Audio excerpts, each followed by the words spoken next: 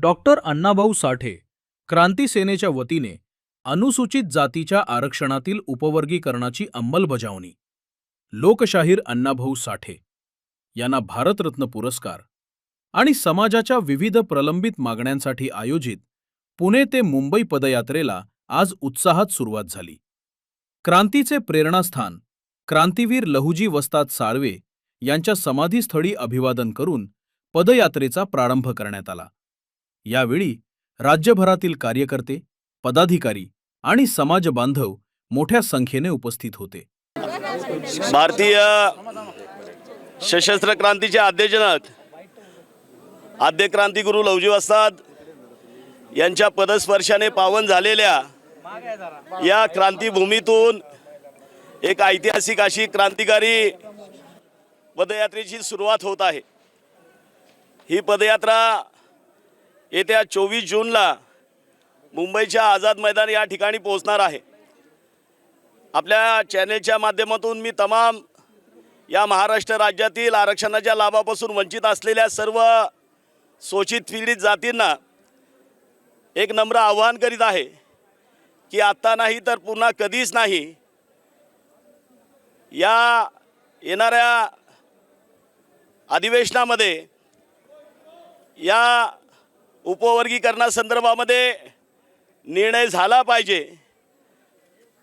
1 August 2024ला हा ऐतिहासिक निर्णय आल्यानंतर देशातील जवळजवळ 5 राज्यापेक्षा जास्त राज्यांनी या उपवर्गीकरणाची अंमलबजावणी अथवा त्या संदर्भामध्ये कारवाई सुरू केलेली आहे.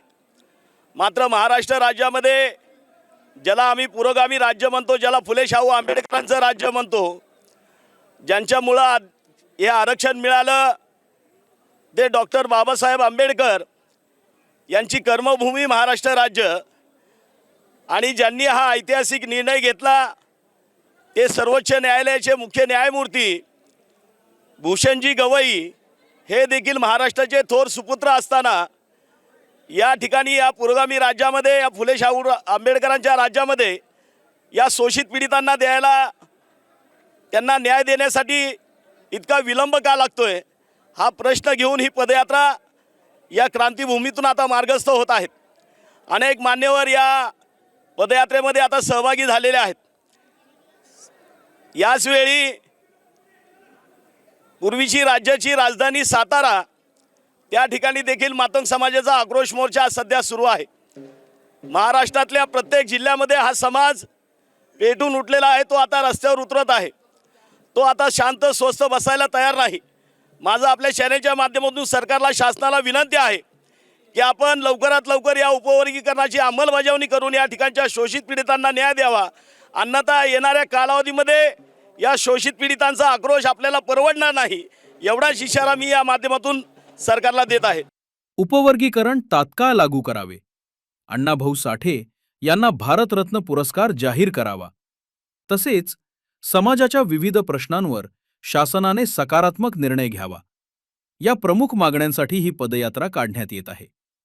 महिलांनी मोठ्या संख्येने या मुंबईला 24 तारखेला आलं पाहिजे, त्यासाठी तुम्ही काय सांगा? एवढंच सांगेन की खरोखर आपल्या आबाकडे वर्गीकरण आहे, त्यासाठी आपल्या हक्काची लढाई आपण लढलं पाहिजे.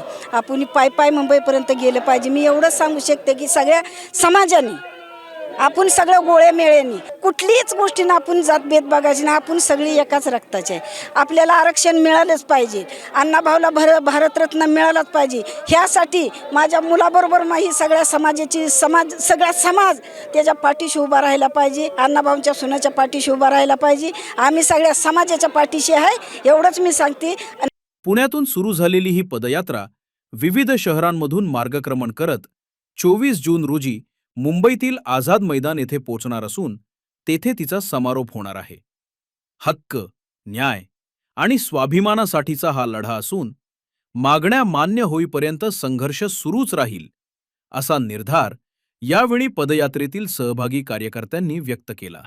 लहुजी वस्ताद साळवे या स्मृतीस्थळी आज लोकशाहीर अण्णाभाऊ साठे क्रांती सेना यांच्या वतीने जे अबकड वर्गीकरण आरक्षणाविषयी आंदोलन सुरू झालेलं आहे. हे आंदोलन या आंदोलनामार्फत मातक समाजाला वर्गीकरणातून आरक्षण मिळावे यांची प्रमुख भूमिका आहे. तसेच आमचं बहुजन रयत क्रांती संघटनेच्या वतीने आम्ही या आंदोलनाला पाठिंबा देत आहे. तसेच येणाऱ्या भविष्यकाळात हा आरक्षणाचा विषय आला हा की जातीमध्ये संघर्ष अटळ आहे, परंतु येणाऱ्या भविष्यकाळात आरक्षणाचा मुद्दा हा जातीहीन न राहता आर्थिक निकषावरती तो काढला गेला पाहिजे, जेणेकरून कुठल्याही जाती धर्माचा असला तरी गरीबात गरीबाला आरक्षणाचा लाभ झाला पाहिजे, अशी माझी या आंदोलनाच्या वतीने विनंती आहे. या ठिकाणी साहित्यरत्न लोकशाहीर अण्णाभाऊ साठे यांचे नातीव सचिनभाऊ साठे यांनी लहुजी वस्ताद साळवे समाधीस्थळ ते मुंबई आझाद मैदान असा आरक्षण उपवर्गीकरण लाँग मार्च काढण्यात आलेला आहे. या ठिकाणी विविध मागण्यांसाठी सचिनभाऊ या ठिकाणी रस्त्यात उतरलेला आहे. परंतु या आरक्षण उपवर्गीकरणाला अनेक समाजबांधवांनी अनेक लोकांनी विरोध केलेला आहे. परंतु खऱ्या अर्थाने जर बघितलं गेलं तर विरोध तुम्ही समाजाला करू नका, विरोध तुम्ही आमच्या जातीला करू नका. तर तुम्ही विरोध करायचा असेल तर तुम्ही सर्वोच्च न्यायालयाला करा. कारण 1 ऑगस्ट 2024 रोजी सर्वोच्च न्यायालयाने आरक्षण उपवर्गीकरणाचा निकाल त्या ठिकाणी दिलेला आहे. त्याच्यामुळे आमची मागणी अशी आहे की आरक्षण उपवर्गीकरणाचा तिढा लवकरात लवकर त्या ठिकाणी सुटावा.